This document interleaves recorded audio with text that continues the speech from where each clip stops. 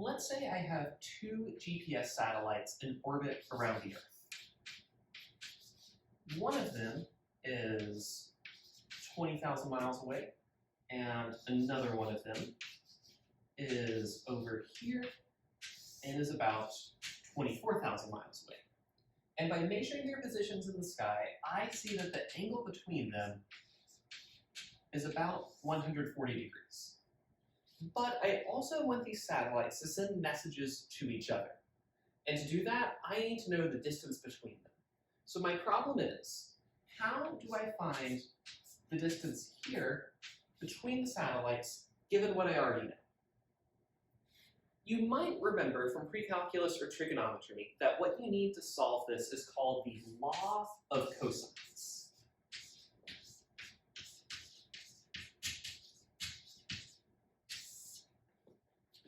You probably just memorized this formula and used it for a lot of plug-and-chug problems about solving for sides of triangles. For both of these things, it's kind of a pain. It's long to memorize, and it's long to solve for any one variable in the formula. It belongs to what I like to call the eating your vegetables part of high school math, where you just have to memorize some disconnected formulas and grind a bunch of problems, and it doesn't really seem to be building to anything special. But there's a surprising logic to the law of cosines. And once you understand why every variable in the formula has to be there, you're going to appreciate it a whole lot more. That's what I want to show you today. So let's start from the satellite problem, but just a little more generalized without the word problem set up. So given two sides of a triangle, call them A and B,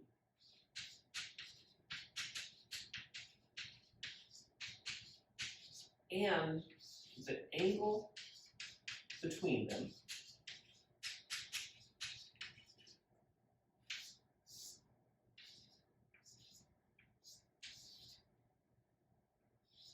we need to find the third side, which I call C.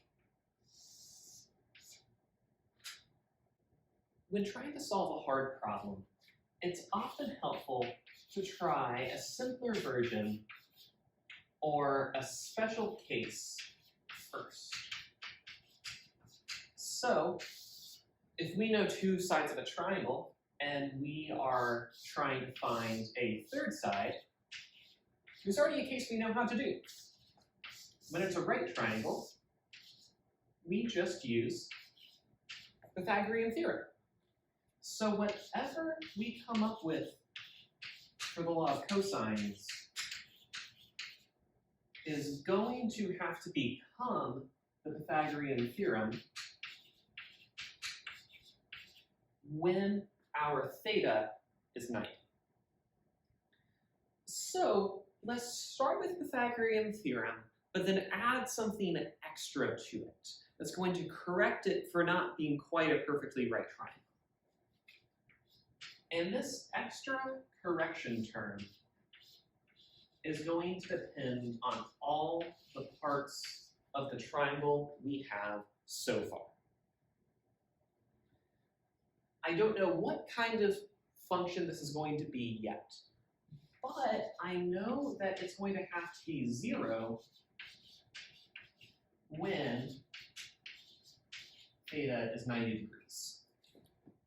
When I plug in theta is 90, I have a right triangle again, and I want just normal Pythagorean theorem back. I want all this to be gone. So the trig function I can think of off the top of my head that does this is cosine.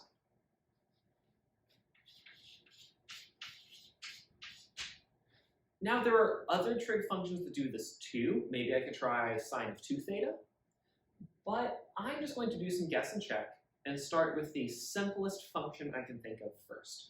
Guess and check is fine as long as you remember to actually go back and check.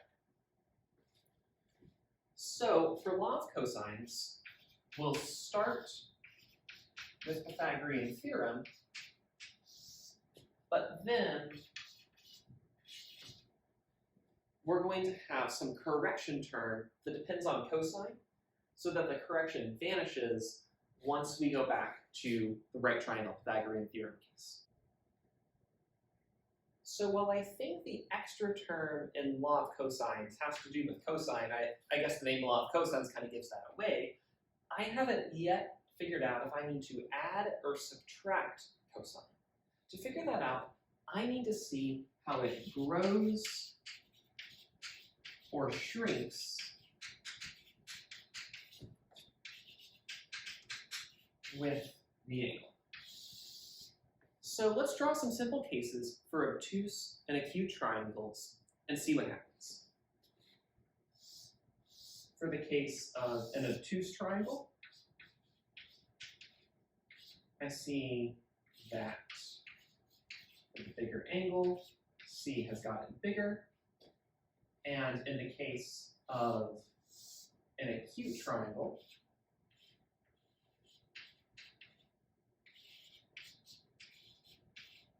I see that C has gotten smaller.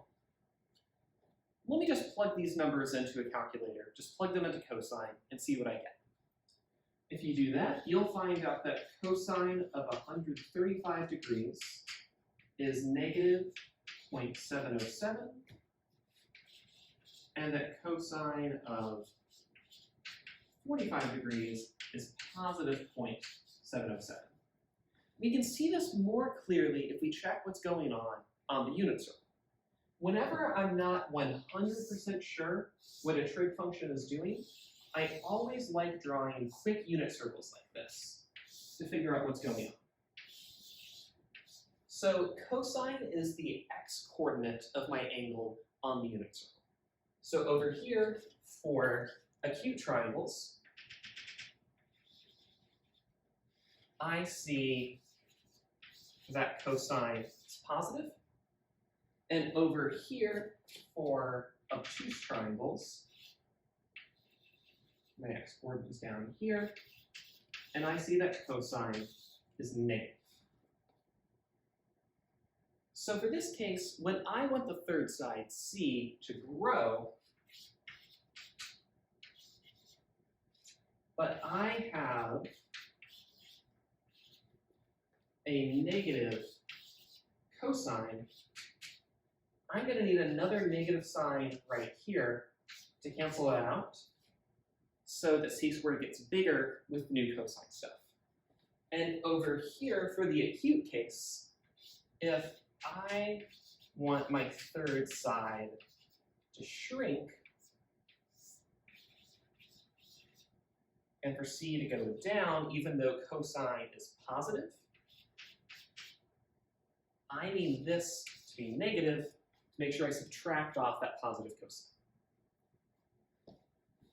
So now we're pretty sure that when we do law of cosines, we're going to have to subtract this cosine piece. The next thing I want to work out is how A and B fit into this formula. And my strategy for this part is to get the units right.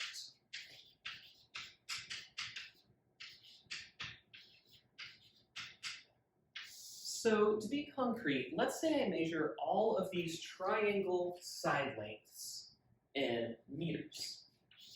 So C squared has units of meters squared,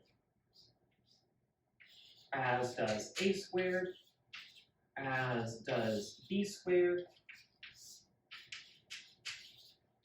So this last term will have to have meters squared as well.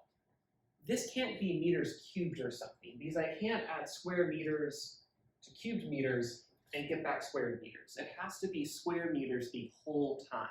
I have to add apples to apples, square meters to square meters. The units always have to be the same when you add and subtract them. And cosine can't be the one to have any units. Cosine is the ratio between two sides of my right triangle. So that's meters divided by meters. So the units cancel. And there are no units. All of my square meters are going to have to come from A and B right here. And there are a lot of different ways I could do that and have two powers of a and b. I could have just a squared. I could have just b squared. I could have an even mix of a and b.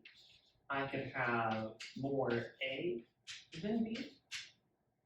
So to figure out which one it is, I'm going to do the same strategy I used for figuring out the plus or the minus for cosine, change one variable, and then see how my third side changes. So if I make a bigger, now I have a much longer third side, c gets bigger. If I make b bigger, again, c gets bigger. So both a and b matter. I need both of them in my correction term for how c changes. So it's not going to be a by itself, and it's not going to be b by itself. Now to figure out the relationship between a and b, I can flip them and see what changes.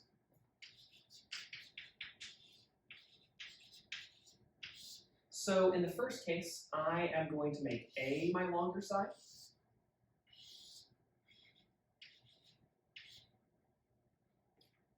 But in the second case, I'm going to make b my longer side and give them the same values, just flipped.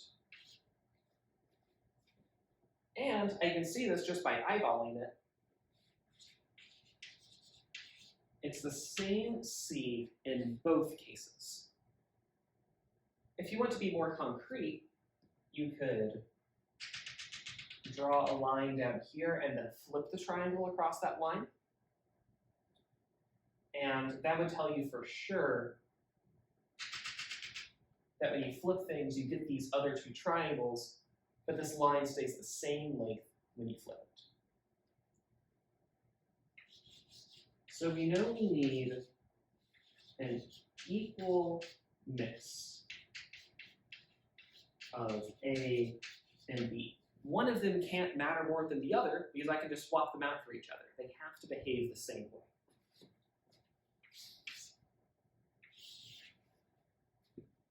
So to get units of meters squared, I know that I need a coefficient of a and b in front of cosine in my correction term. My formula is nearly complete. I know that I need something that looks like Pythagorean theorem. I know that I need a correction term that has to do with cosine theta. I know that I need both a and b in it, that they have to come in an even mix, and that I need units of meters squared, but I haven't yet worked out what the coefficient in front of it is.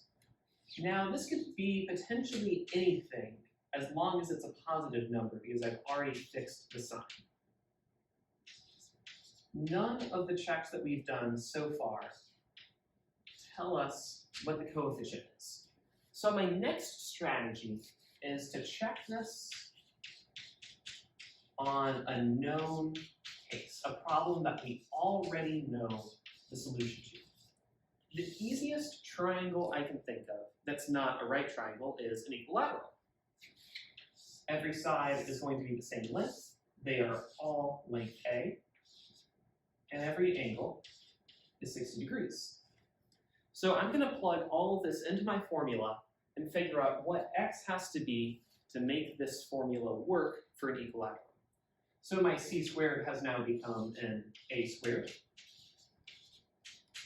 A squared and b squared are both a squared. A and b are both a. And then I have cosine of 60 degrees. If you plug that into a calculator, or if you have it memorized off the unit circle, you know that cosine of 60 is 1/2. So let me start combining some like terms here. I have a squared equals 2a squared minus 1/2 x, 2 powers of a squared.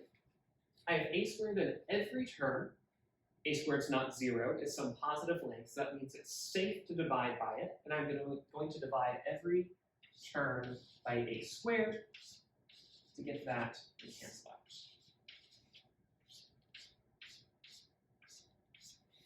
A squared divided by a squared is 1. Be careful to divide and not subtract here. An algebra mistake I see a lot is when you might think that a squared divided by a squared is 0, not 1. I'm sure when I say it out loud it makes sense. That's an easy mistake to make if you're not being careful.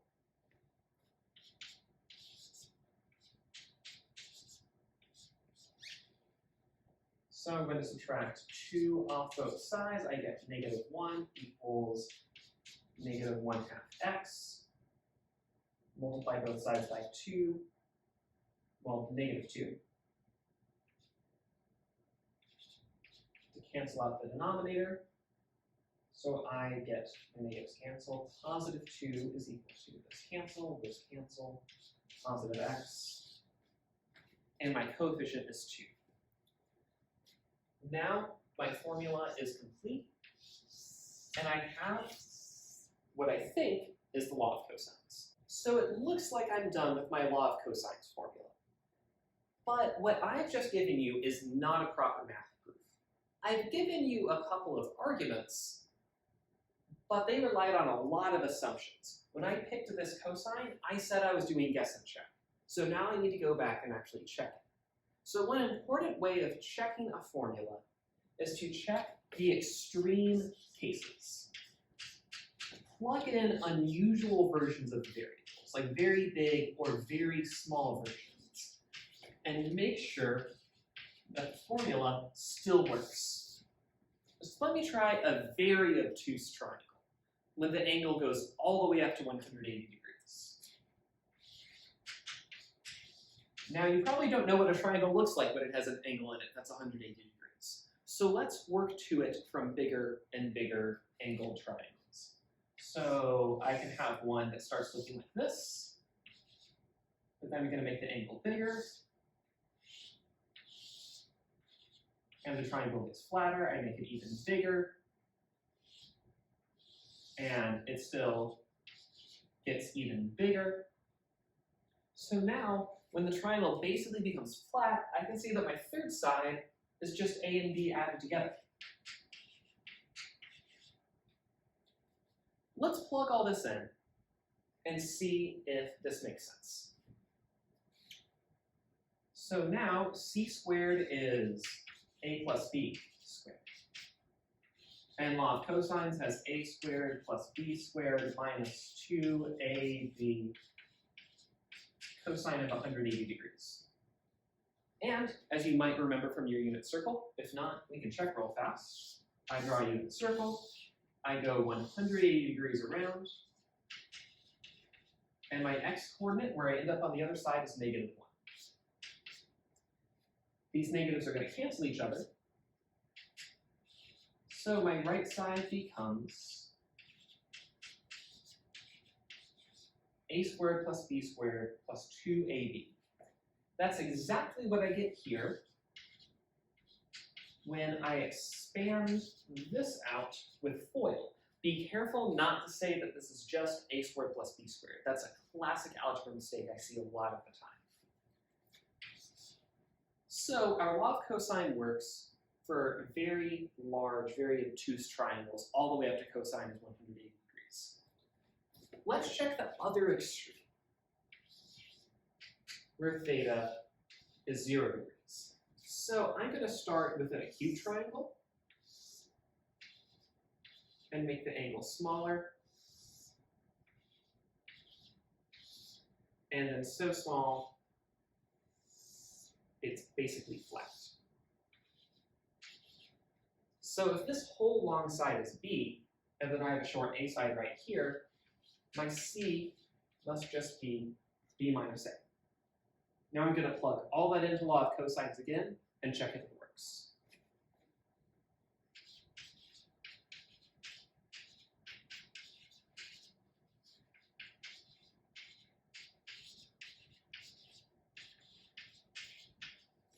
Again, if I want to check what cosine of 0 is, I draw a quick unit circle.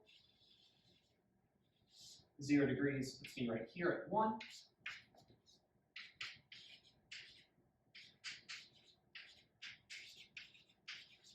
And if I FOIL this out, negative a squared is squared to positive b is squared, and then we have the minus 2ab cross term, and this works as well. So law of cosines passes both checks with the extreme cases. I can be a lot more confident that this formula I worked out by these rule of thumb arguments is a good formula. Now I'm ready to go back to my satellite problem from the start of the video. With this new formula, I'm going to take the square root of both sides to get the distance between them, my c. And if I plug everything in,